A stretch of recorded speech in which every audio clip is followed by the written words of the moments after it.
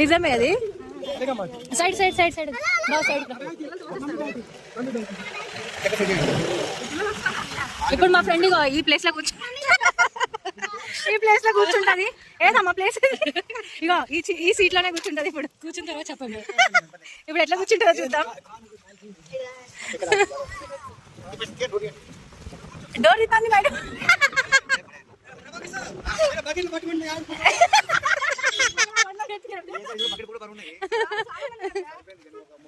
bit అచ్చడి